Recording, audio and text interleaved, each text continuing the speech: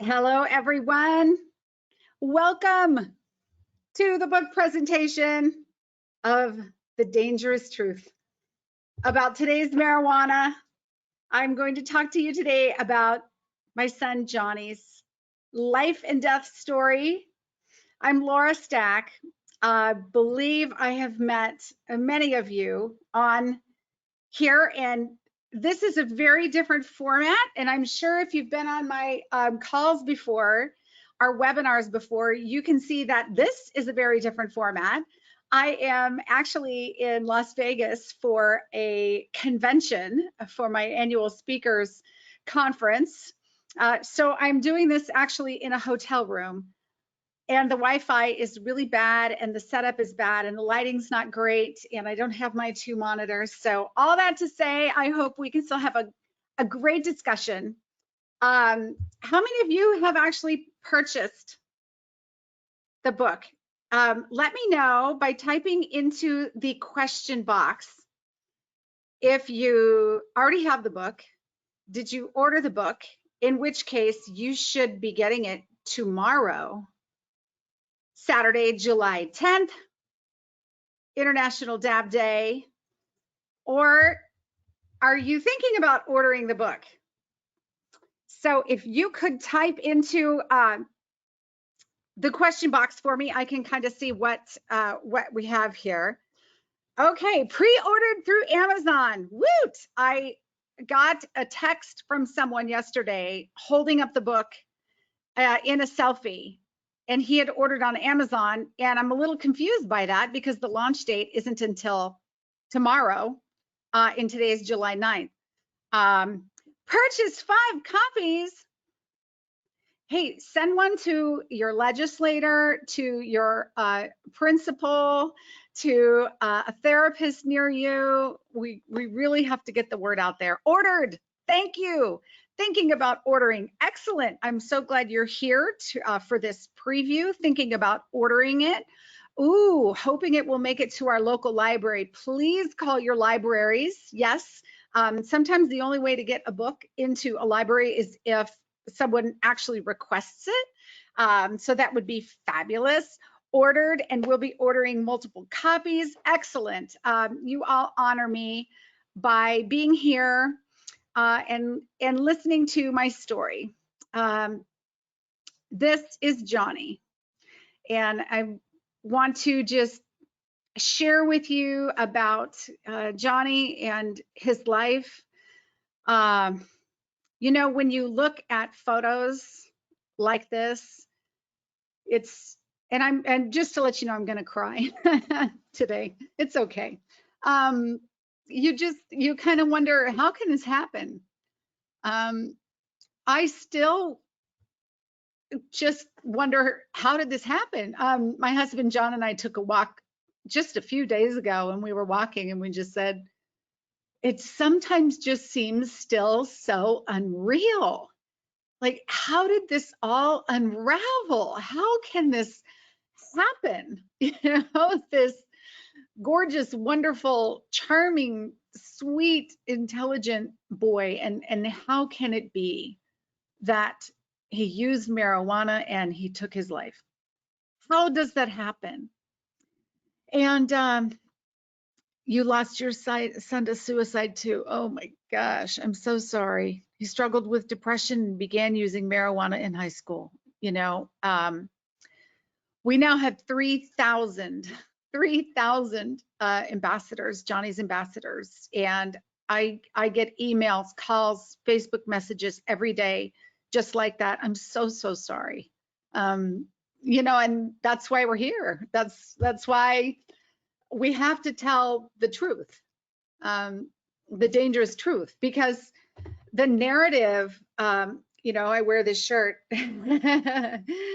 stop dabbing, is that, you know, it's harmless, it's a plant, and so many parents think, you know, I used it when I was a kid. I'm fine. And nobody understands, if you're older than 25 years old, how different the THC products are.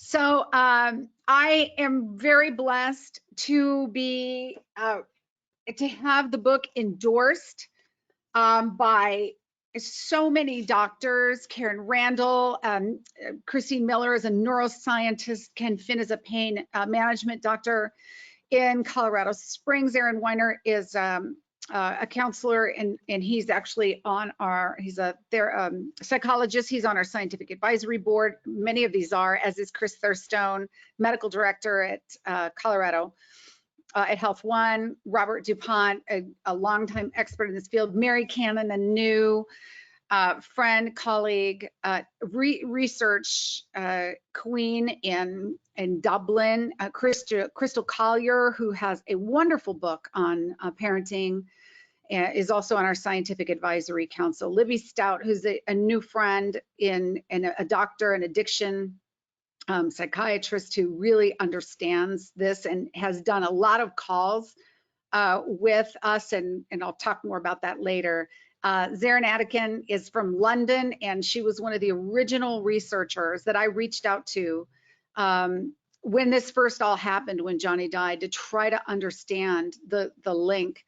Paula Riggs, who runs a cannabis-induced psychotic program here in Denver for youth. Ben Court, whom I love, just a new friend, the founder, works for the Foundry, the CEO in Steamboat, a recovery program for men up in the mountains. And of course, the very wise Bertha Madras, who's been around. If you have not seen her webinar on Johnny's Ambassadors, I highly recommend you watch. Actually, I think all of these have done a webinar, haven't they, on Johnny's Ambassadors. So grateful for all of their testimonials, and very, very grateful for Kevin Sabet.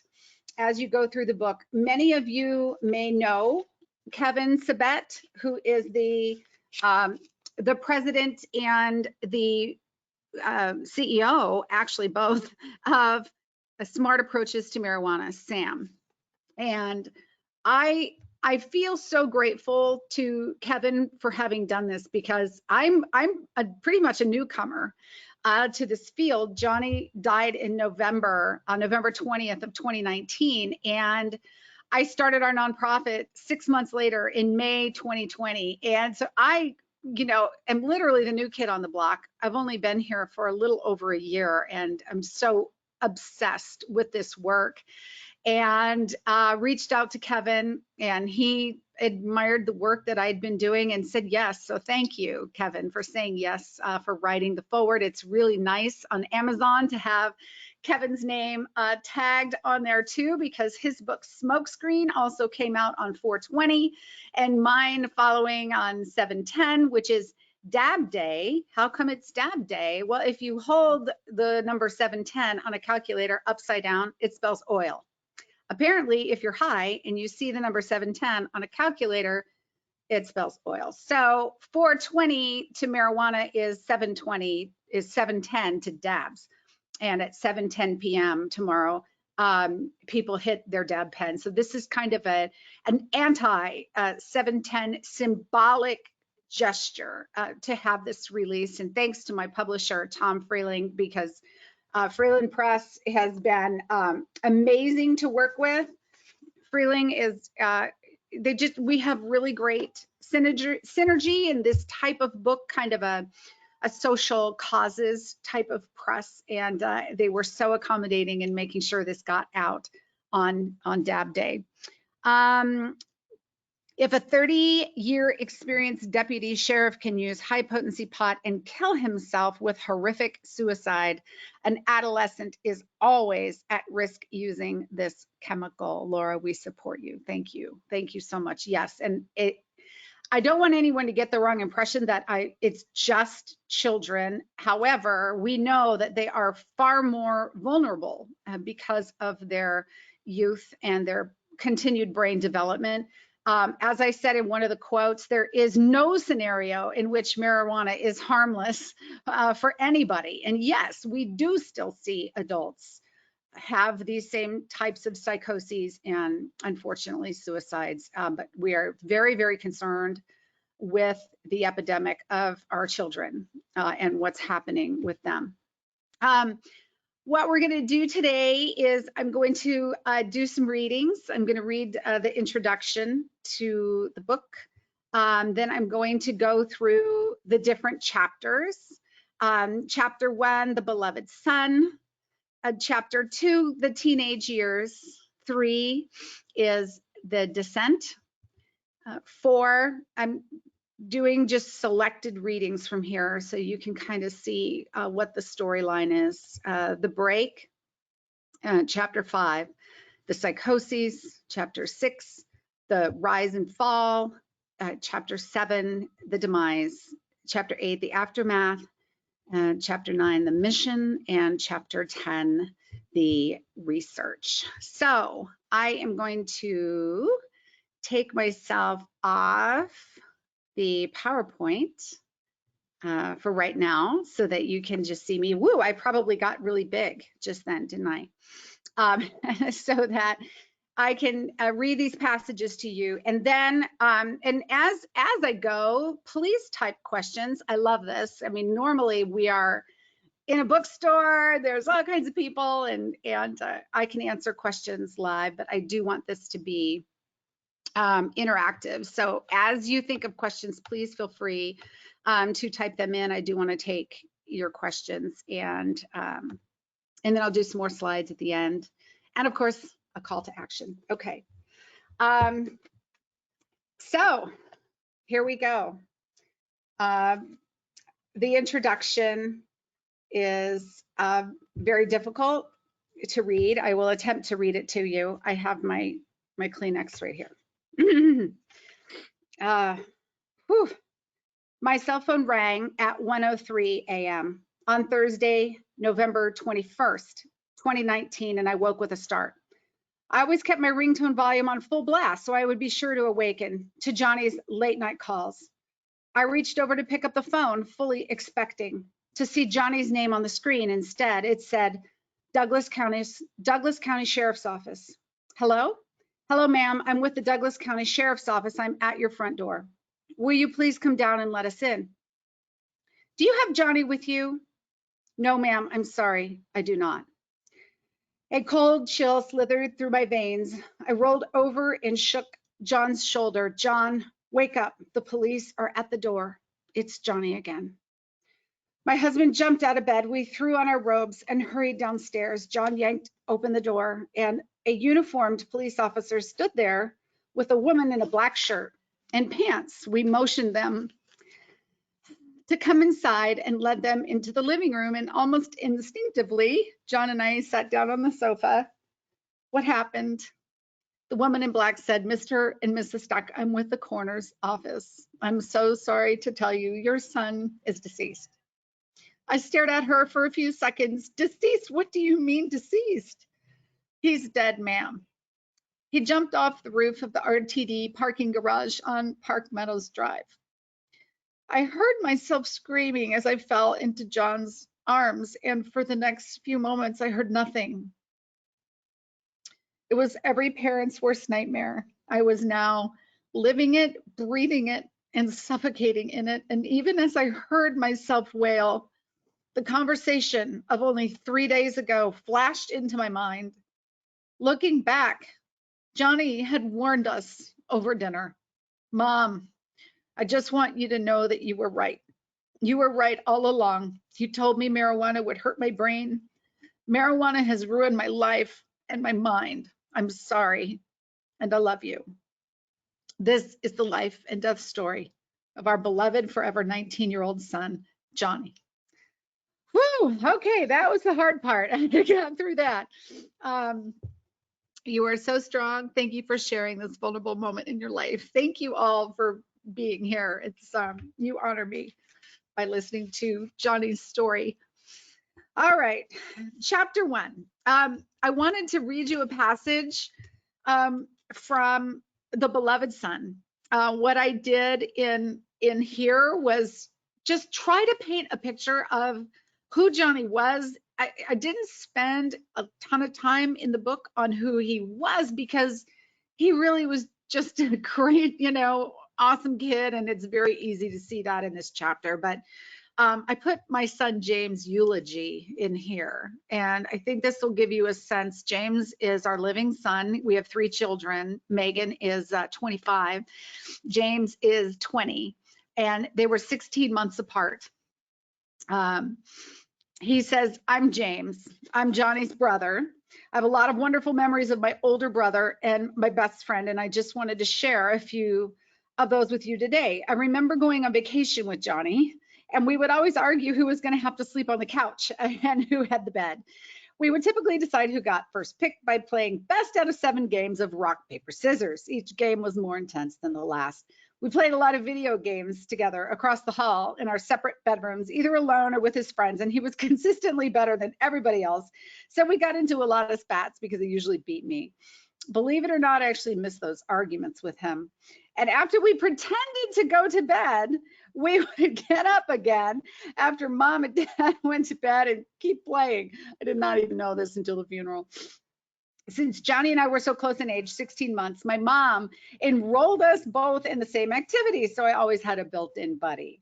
From swim lessons to summer camps, from karate to hanging out on vacations, we were inseparable growing up, and just being with him and hanging out are big parts of my childhood memories with him. I miss that. As we got older, our interests shifted, so we didn't spend as much time together, but we were always close. My brother was so much smarter than I am. I mean, he was a genius. I always looked up to him in school since he was a year older than me. So naturally, I worried I wouldn't be able to accomplish what he did. When I struggled with calculus, however, and don't tell my mom, he did my homework for me. We weren't perfect siblings, but no one really is, and I loved him. James is doing really well. A lot of people ask, how are the siblings doing? Our daughter just got married to a wonderful man, and so she's doing really well. And James is going to be a senior at CSU next year, so he's doing well too. May God protect you and your family, Laura. Thank you. I appreciate that. The prayers most of all. This is something big. I feel there's a purpose in this book. That something amazing will happen with it. I don't know what it will be yet, but we will see. My son was 2 months away from his college graduation when he died. Oh my gosh. While in college, he submitted an essay where he outlined how bad his depression was. He couldn't get out of bed. He couldn't he had late assignments, etc. And colleges have policies to refer high-risk children. They have concerns about for outreach, but they don't follow their own policies. That is so true, and you will hear about my anger in my book about University of Northern Colorado. Do you know who I could contact at the college level to be able to speak to college professors around the world about the importance of this? Yeah, I mean, there is no, circuit. You basically reach out to a conference organizer. I plan to go speak at drug prevention conferences. Anybody who will listen to me. I'm a 30-year professional speaker and get on a stage. So you call the organizer. You find out where do these college professors gather. Just like I'm here at a convention of professional speakers, there will be a convention of college professors, and you ask to speak. Someone just contacted us from the CODCA and asked for permission to publish your letter. Oh, yes. So my friend Nancy Henderson with the Roanoke Valley Coalition published an article I wrote on 710 Day, which is on our website, on what is dabbing and what is 710 Day. And I guess, and she put it in the community, and there are people who are sharing it. Please share. So it's funny, Johnny's Ambassadors I have as a public group. It is open, it is shareable. Now I have, I don't let strangers post without approval who are not already approved members, because we get a lot of trolls. But anything that you see on our site, on Facebook, anywhere, yes, yes, yes. You can publish that letter, you can publish blog posts, you can do anything you want to do. She said yes. I said yes, I hope that's okay. Oh, this is from Nancy. Nancy, yes, yes, please. We would love to share anything far and wide. Anything that I'm doing is you can have. This book needs to be made into a movie. Oh, you're sweet. Thank you, Jay. Well, I don't know any movie producers, but maybe we can share the rights. Yes, she's the one from, she wrote an article for Mom Strong. Yes, that's another great site, one of our allied organizations. So please, please share. Okay. Let's read the next passage. Now, this passage I picked from chapter 2 on the teenage years, because I wanted to kind of show this transition where Johnny, was just this all-American normal kid.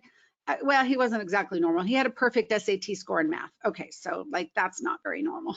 But I mean, he played soccer, he played the piano, he liked guitar, he ran cross country. Like he did normal things until he found marijuana. At 14 years old, Johnny first tried marijuana at a high school party. I know because he came home and told me. My friend has a big brother who's 18 years old and he has a medical marijuana card. We all wanted to try getting high. I liked it. As most parents do, we always told our children some variation of the warning, don't do drugs of any kind ever. Drugs will kill your brain cells and make you stupid. If you never try it, you never get hooked on it. People only get addicted because they know they say yes one time, etc., etc., etc., etc. Looking back, knowing what I know now about emotional intelligence, I probably didn't respond with the proper motivational interviewing, parenting skills. Instead, I got upset at him. I told you never to try smoking or drugs. That is not allowed in our home. Did you ever use marijuana?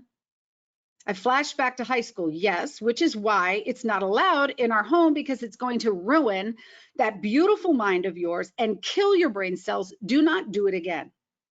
Many parents think their children start using THC to combat life stressors or because they think marijuana isn't as dangerous as other drugs.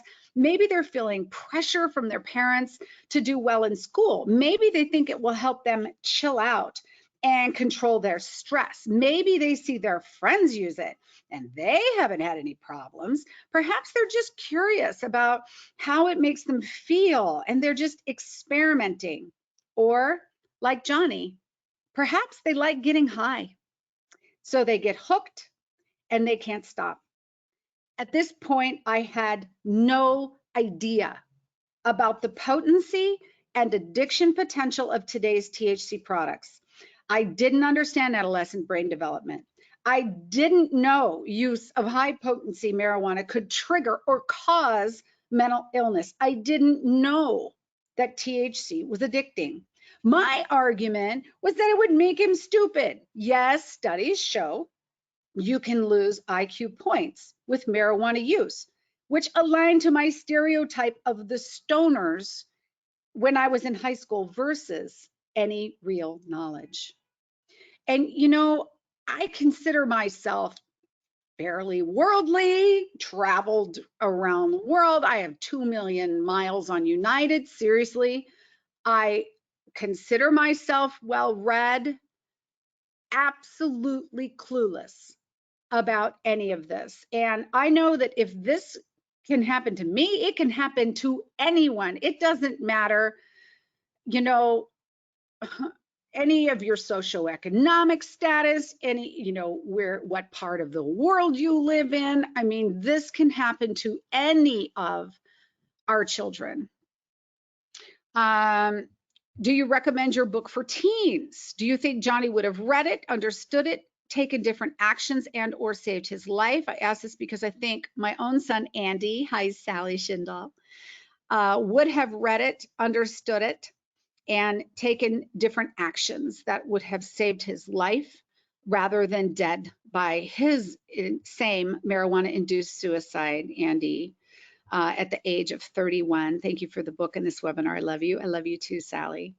I would say if the child is willing to read it, is in high school, it's heavy. It's heavy. It's research based. So it's pretty kind of heady stuff. There's a lot of neuroscience in here. But yes, I mean, I would have loved something like this to give Johnny, to say, here's what happened to someone your age. I think certainly if it was 15, 16, 17, yes, I think that that would be a good age. Sorry, I'm just trying to make sure I didn't miss any of your questions here. Let's see. Laura, I'm in a meeting with Matt Ponce, the CAO, Chief Administrative Officer, I'm guessing, of Shasta County next week for a day-long tour of illegal cartel grows. Wow, I want to be there. Within the county, specifically to address marijuana and how this has overtaken where we live, how 95% of our high school students use high-potency pot recreationally during the school year, and 15% are in the stoner crowd, high 24/7. Oh, that is heartbreaking.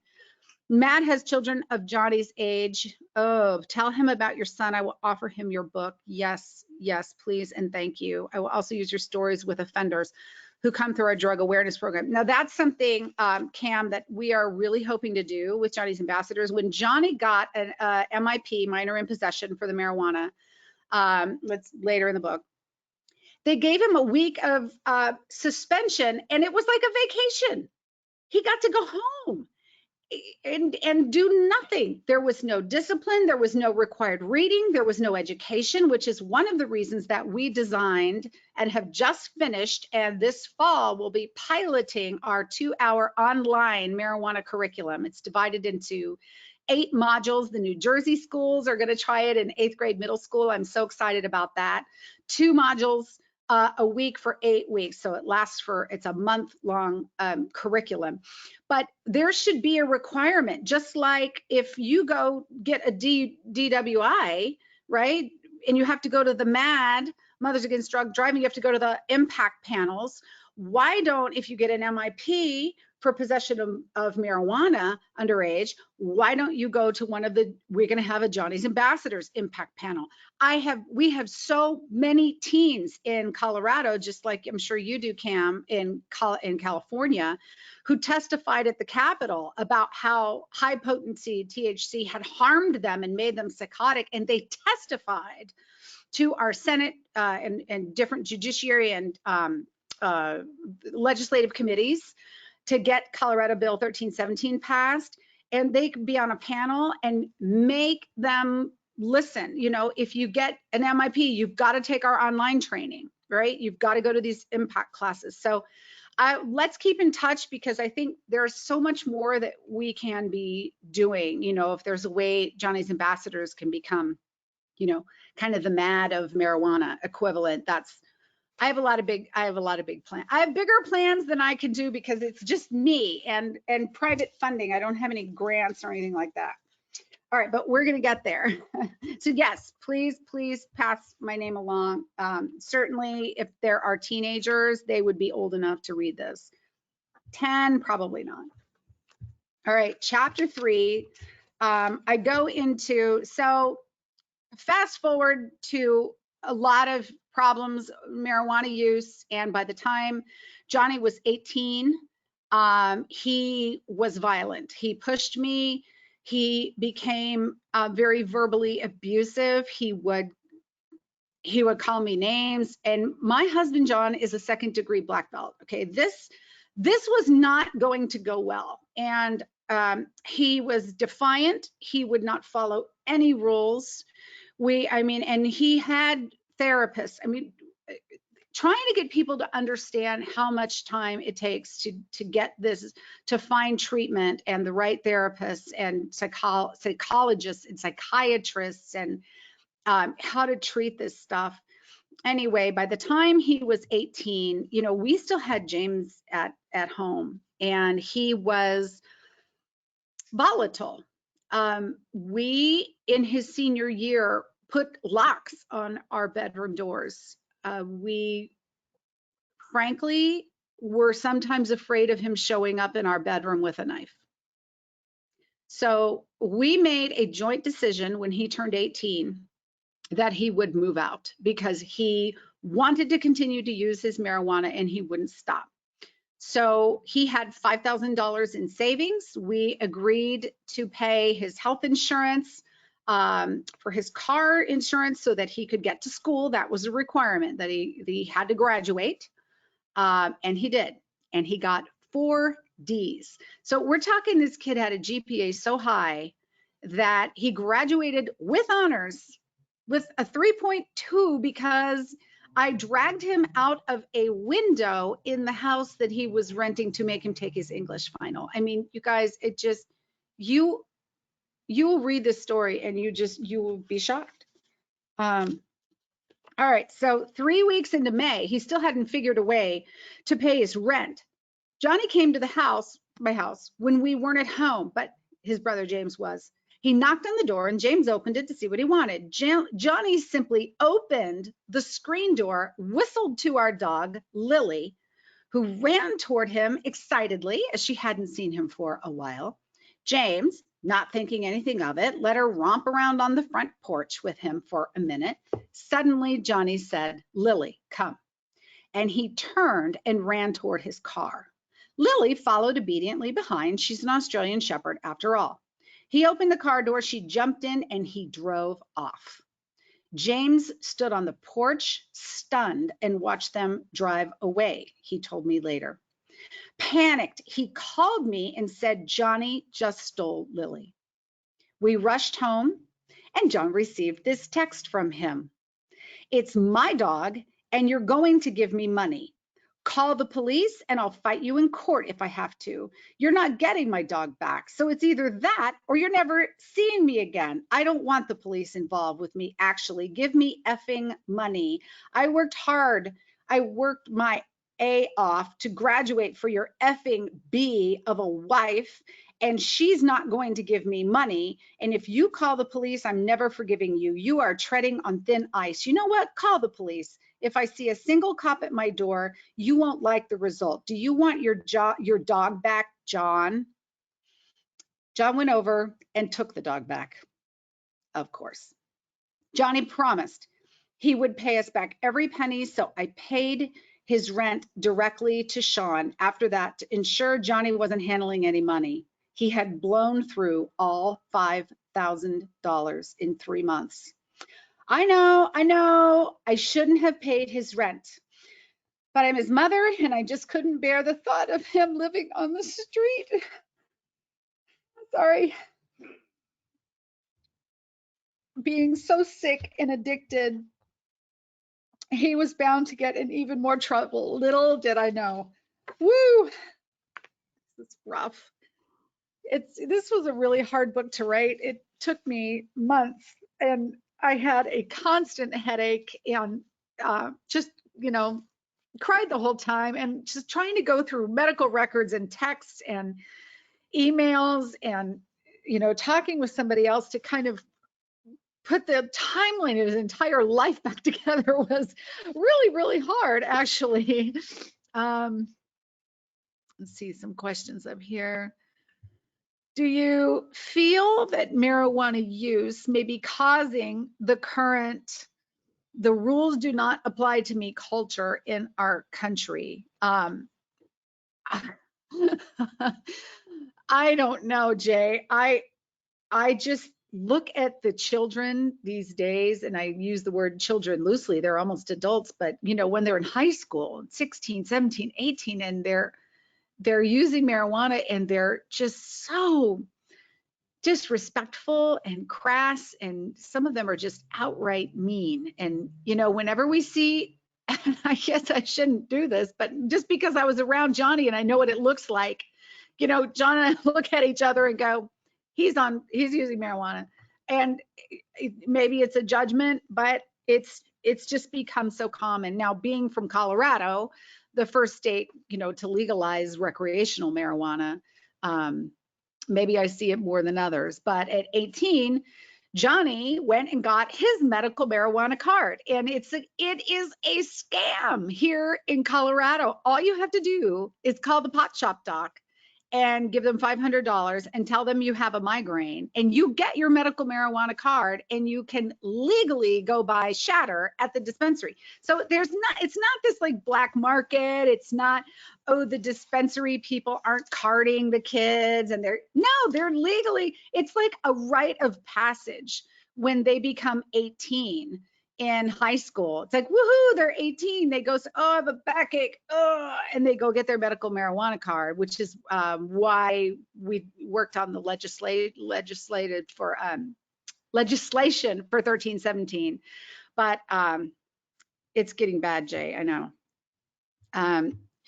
Johnny and you will be on the face page of our marijuana book that contains all the names of local citizens who are victims of marijuana crime for my 4-hour meeting. Mr. Ponus will see you and your son and the real cost of government not doing its job. Why am I getting this error message? I hope you can all still hear me. Can you still hear me? It says I'm getting degraded internet. Yes, this is all evidence-based. Okay, thank you.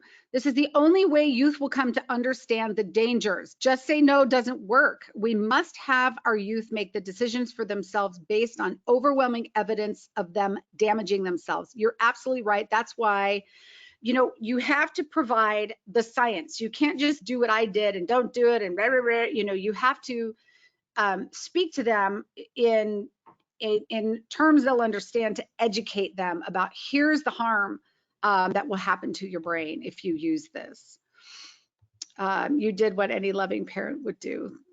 You know, I hope so. I don't know. I mean, you beat yourself up. You just do. I should have done this, or I should have done that, or what if we would have done that? Or, I mean, we have gone through, you know, 250 scenarios of, well, maybe when this happened, we should have done, you know, it just, you did that. We did that for a year. And then you do it again after you've already, you know, talked about that one, because it's just, it's so incomprehensible that it can even happen. They literally advertise the doctors on billboards. Isn't it shocking? Like here in Colorado, if you go to a concert, they'll have a trailer and the doctor is on one side, right? And then the pot shop is on the other side. It is just sickening. And it's just like, it's just normal. It's like alcohol. How are you able to gain access to Johnny's medical records? I encountered so much resistance to gain access to his college records, had to go through long legal issues. It took a year and a half. I mean, we had to get, you know, go to the court, file as his next of kin, as, you know, executors of his estate. We had to file all these different documents and then basically go in and say, yeah, actually, you do have to give them to me. Boom. You know, so it did take a little.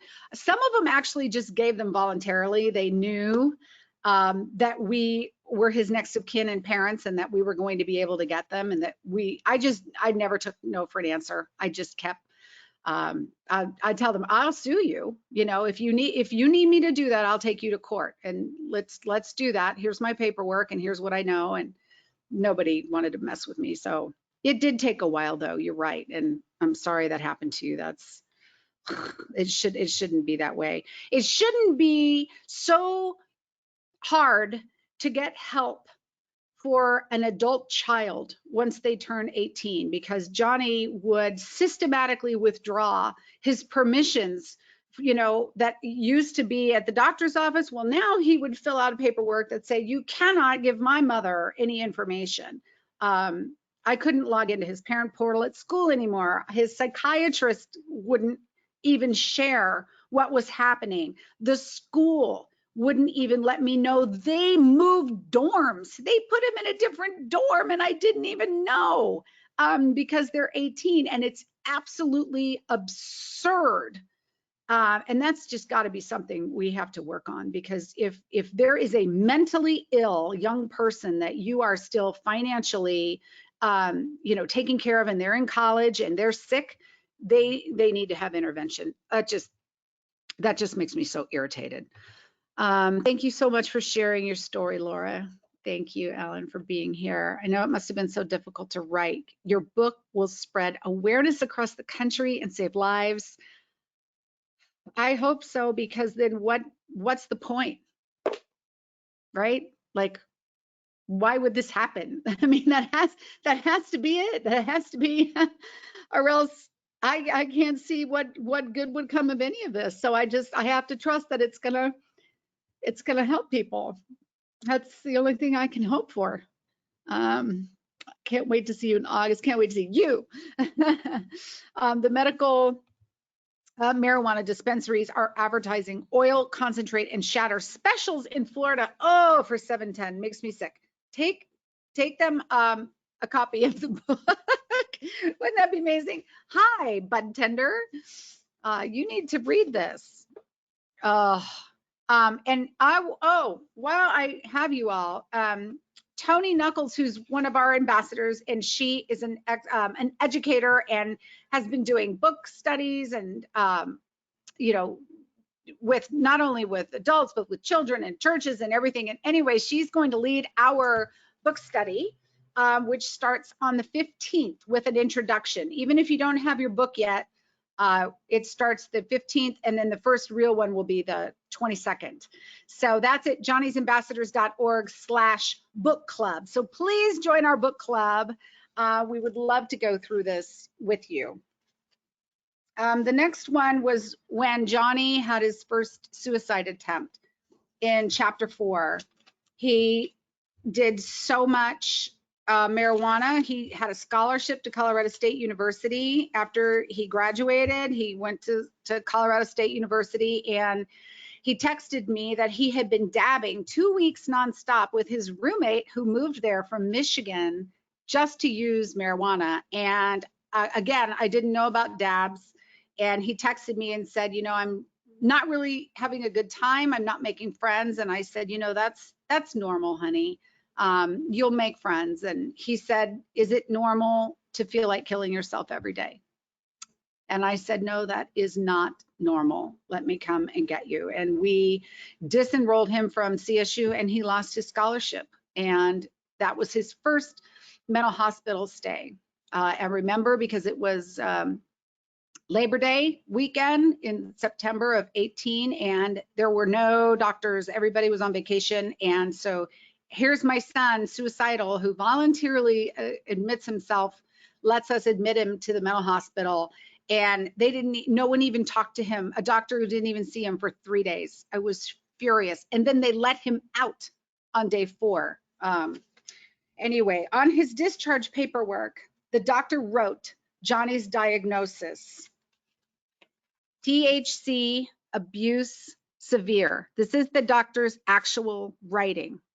That's the diagnosis from the mental hospital when Johnny went in for suicidality.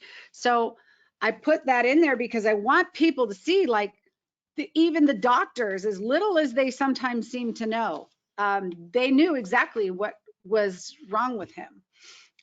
So yes, if you doubt it, it's true that people can feel suicidal after using marijuana, especially when they are young and use high potency products with high frequency. I know, because it happened to my son in front of my very eyes. We took Johnny home and he was agitated. We had conversations about his next step, and he said he couldn't concentrate, he couldn't think. So he couldn't go back to school. So we agreed that now probably was not the best time for him to have the added pressure of school, and he should focus on getting himself well again. I promised he could try in the spring.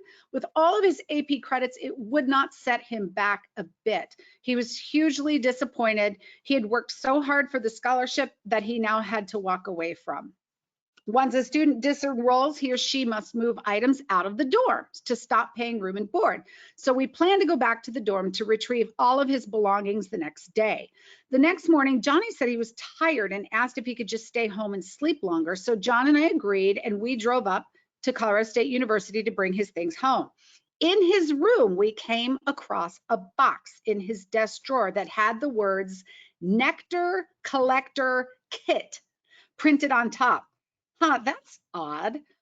I wonder what this is, I said. I opened it, and there was a strange brownish sticky substance I'd never seen before.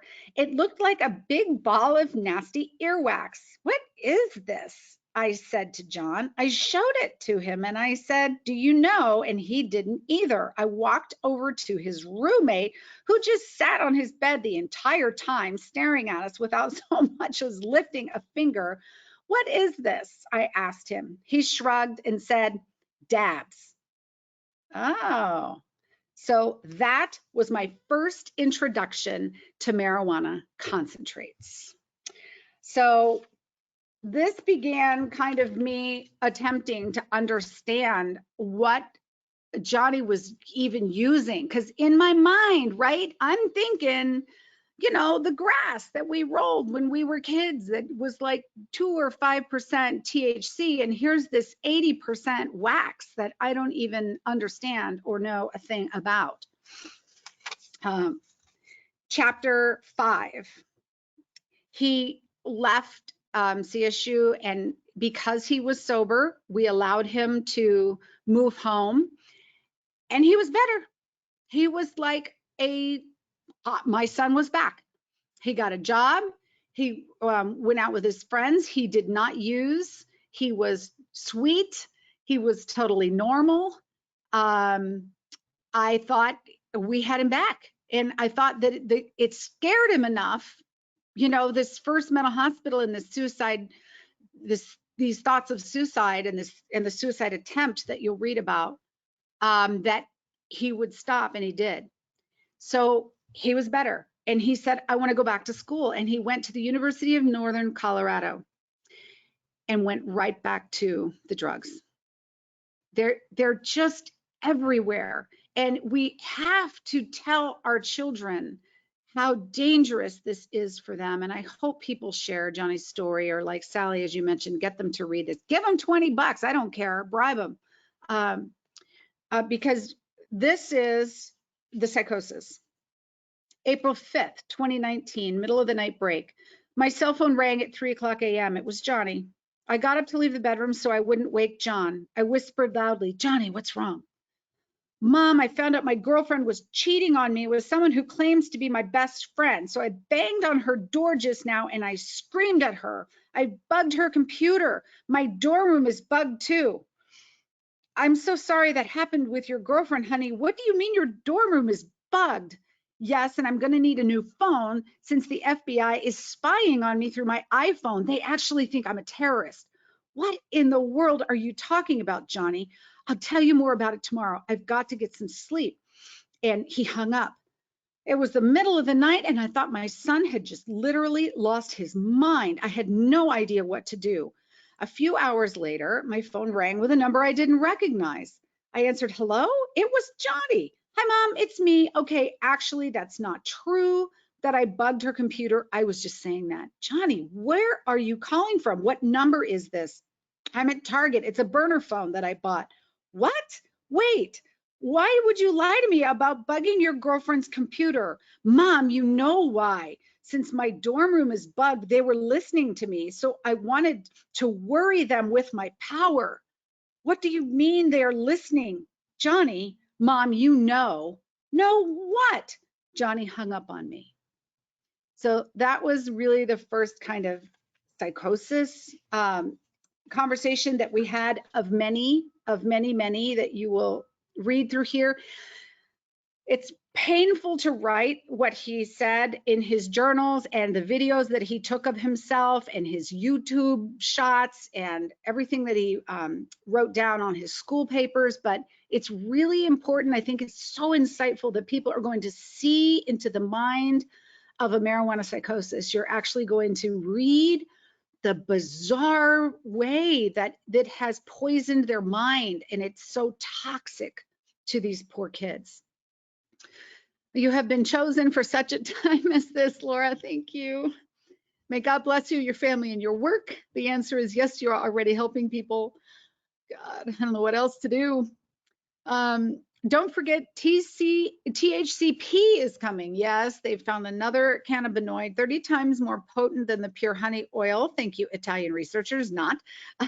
Parents, Johnny's ambassadors must be ready with accurate information to counter the marijuana industry. Yeah, they've already, tried to come down on the hemp industry. So hopefully will be able to do this. It's relying on addicting the next generations with billions of dollars at stake. Yeah, you know, addiction is an adolescent onset disease. It's not like, you know, the 65-year-old, you know, person with arthritis is going to say, oh, I'm going to eat a gummy, right? That's not who they're targeting.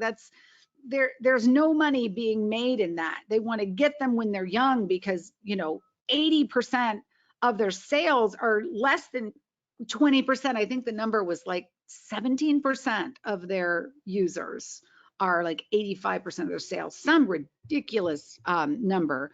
Only by educating the community, school boards, teachers, health administrators, health departments, and especially politicians taking the marijuana industry money, they all need to hear from well-trained parents. And that's what we're out here doing, Cam, trying to educate parents about these dangers so that they can talk about it.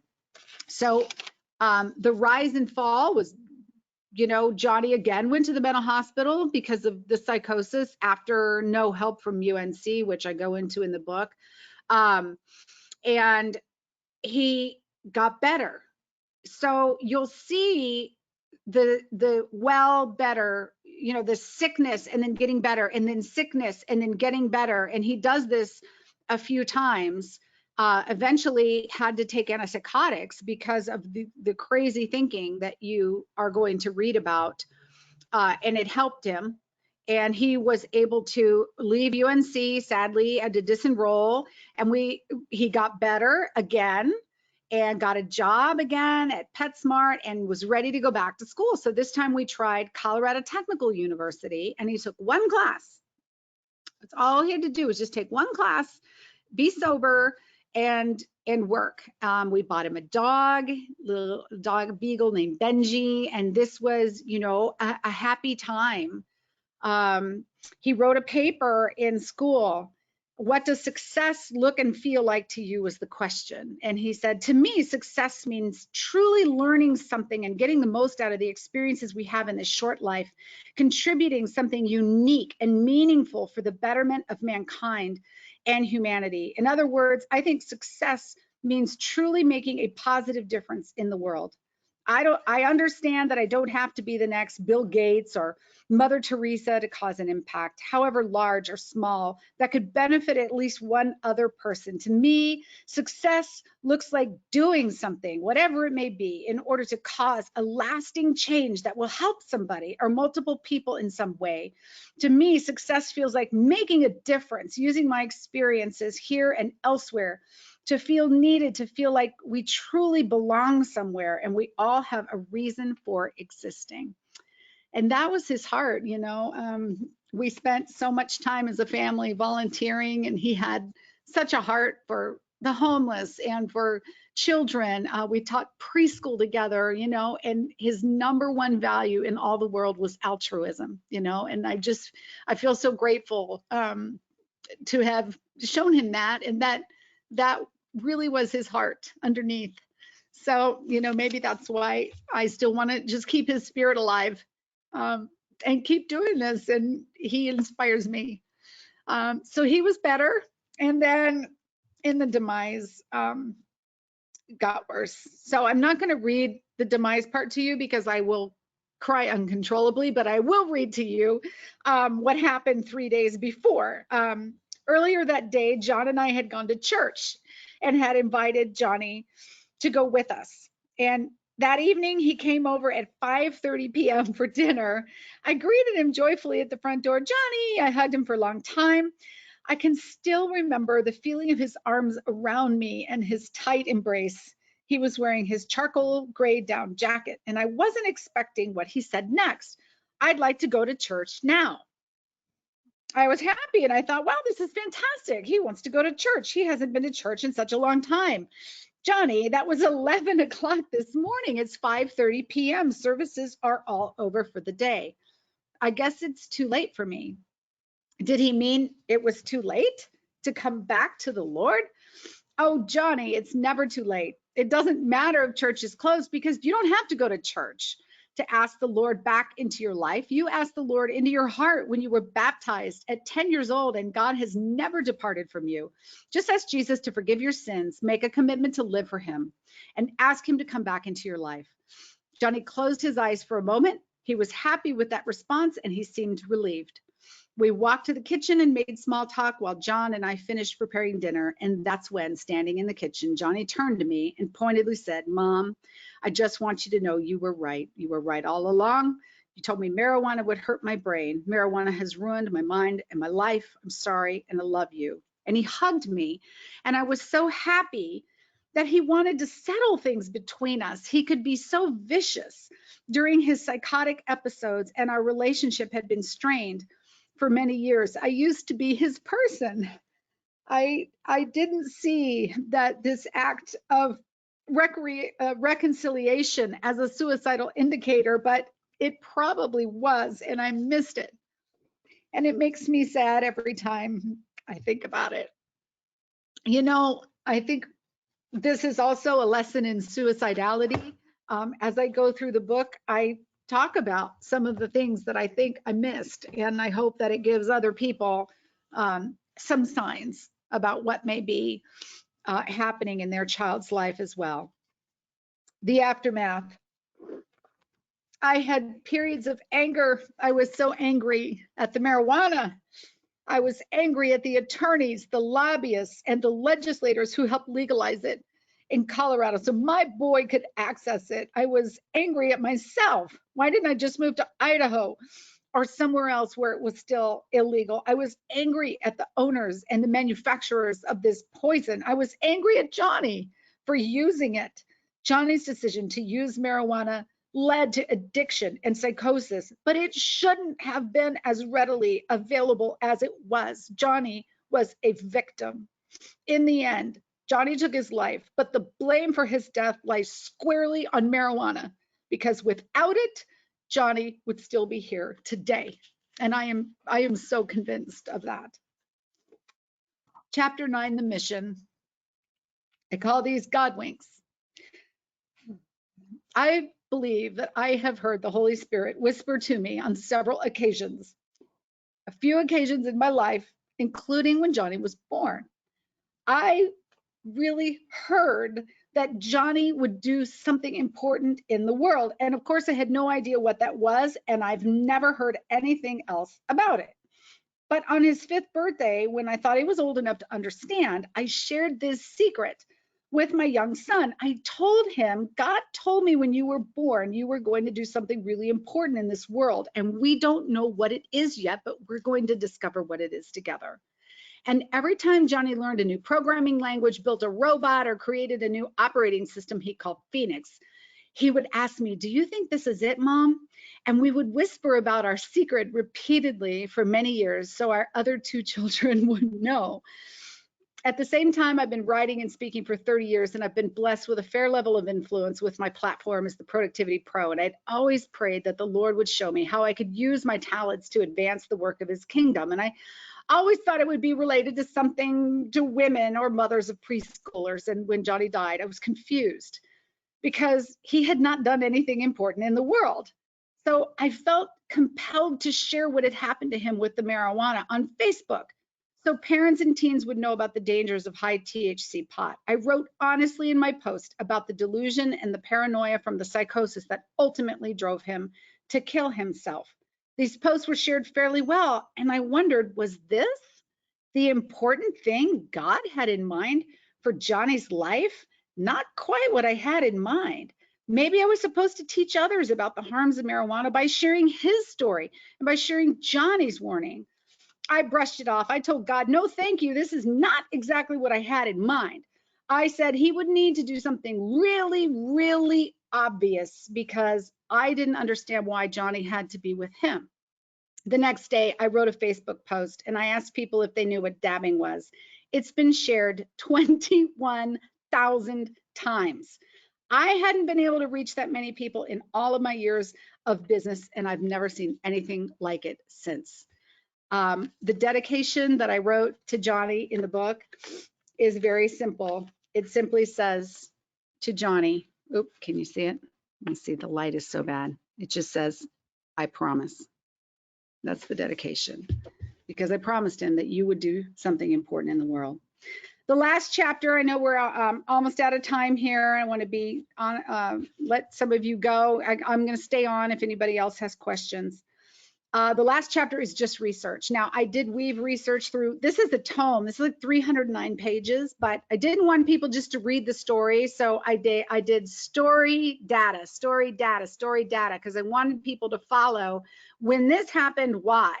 What's the science behind it? So I wanted to kind of force the research on them as we went, but then I did another chapter, just research. Marijuana severely affects adolescent health during this critical time in these ways. Problematic cannabis use typically peaks in adolescence, which is an age group that is particularly vulnerable to its harmful effects. Cannabis markets are dominated by high-potency cannabis, which has high THC and low CBD, with THC content steadily increasing worldwide. And compared to low-potency cannabis of yesteryear, high-potency cannabis appears to be associated with a greater risk of psychotic symptoms, depression, anxiety, and cannabis dependence. And there's all kinds of literature because people need to know there is research out there that proves these things. And the pot industry, of course, wants to have a totally different false narrative that these things are not true because you can't prove that it causes it. Just like you're not going to give a whole bunch of teenagers THC as a control group and see if they get psychotic. That's not how we proved that smoking kills, by giving everybody cigarettes. You have associations and you make conclusions from that. Don't forget, let's see. We all missed, Laura, you aren't alone. We all missed the cues. Yes, there's so many cues that I missed, and I hope that helps you too in case you see someone suicidal. Johnny is doing something really important now through you. Hope so. Thank you so much, Laura, for using your tragedy to get the word out. I can relate. When I tell people my son is psychotic from weed, they look at me like I'm crazy. I get a lot of that, and a lot of name calling too. And I'm a terrible parent, everything else. My son is 6 weeks sober and he's still hearing voices. Oh, I pray his brain heals. They have to be sober, and it can take 6 months to a year before you even know what you're dealing with and can kind of wean off of the antipsychotics. So stay with it, keep praying, and no more marijuana. I mean, they have to be sober when they have psychosis, because that's what happened with Johnny. He wasn't sober after the psychosis, so it eventually just didn't go away, and it converts to schizophrenia, and now you've got a bigger problem. We ordered your book. Thank you. We promised to. Oh, that's very sweet. Thank you. God bless you, Laura, for putting Johnny's story out there to the world. It will save lives. God wouldn't have brought you to this place if he weren't going to bring you through it. Amen. Others will be blessed for your willingness to share your experience so candidly. Well, I wanted to show you just the last few things on here so that you can see, that marijuana will change you. This is 2 years apart of my sweet Johnny. It just changed the way he looked and his health, and he looked, his eyes were wrinkled and skinny and just looked very emaciated. He would drive high. This is him driving. This is a selfie of him smoking, and then he turns the phone around and he's driving. So do people say, oh, kids are, they don't drive high? Yeah, they do. This is sadly a picture of him when he came full circle. These are all from his phone. I didn't find these until he was gone, from his Snapchat and his For Your Eyes Only. Here he is asking if anybody wants to smoke him up before he gets his med card. And look at the ages of the sweet children in his car. This is where we have such a problem that we have to stop. These kids are getting med cards, and then they turn around and they sell it to the younger kids. And this is how Johnny got his first weed. These are pictures from his phone of products that he was selling when he had his med card. You see the dispensary wrappers on here, Native Roots, Hit Me Up. I've got, Girl Scout cookies. These are his real journals. You know, I was set up by the mob. I have his journals transcribed in the book, and you just, it's shocking. He wrote that UNC was secretly a military base and that everybody knew everything about him. You know, this is clearly psychotic thinking. And toward the end of his life, he did realize, finally, after 3 schools and all of these treatments and mental hospital stays, that it was the marijuana. And he actually stopped using marijuana for 5 weeks. But the cannabis withdrawal syndrome is so awful. And sadly, he stopped his antipsychotic medications too. So you can see in his letter here, this is a Snapchat to a friend. I don't have anything to prove to people whose main personality trait is smoking a drug. He really wanted to get off in the end. And you guys, it's so cruel, marijuana, and it had him so wrapped in its talons that 3 days before he passed, he wrote about the mob being after him. And I have so much compassion for him and how horrible it must have been, really. And then I told you about his warning. We have to share Johnny's warning, because what really reaches other teens, to Sally Schindle's point, is peer-to-peer, right? We have a video up on our Facebook right now of a young man telling other teens, this is real, this happened to me, right? And sharing peer-to-peer. This is a Snapchat that he took on his phone 15 minutes before he died. It's his odometer in his car. It says 133661. For every action, there is an equal and opposite reaction. And for one extreme to exist, there must be the opposing. What does that mean? That means nothing. That's completely psychotic thinking. The schizophrenia expert we talked to thinks that he believed there was some sort of symbolism in the numbers, you know, with the 2 3s in the beginning and the 6s, that was maybe some sort of sign that, and the way he jumped, that maybe he thought he could fly. It's just so sad. So to summarize, repeated use is particularly damaging in the brains of young mind. There is no doubt that marijuana impacts the mental development of children, and that we have to explain that science. And there is a loophole that must be tightened up. When you are 18 to 20, you should not be able to go get a medical marijuana card. So I'll stop by sharing what we did in Colorado. I have been on a mission with several other people. Don Reinfeld from Blue Rising, together with with Smart Colorado, with lobbyists, with schools like Boulder Valley School, and different associations. 50 of us as a coalition got together. This is now my new mantra: forge ahead despite your pain and give meaning to your loss. And I guess there's just really nothing like an angry mother, huh? to see that change gets made. And that's what we're really trying to do here at Johnny's Ambassadors.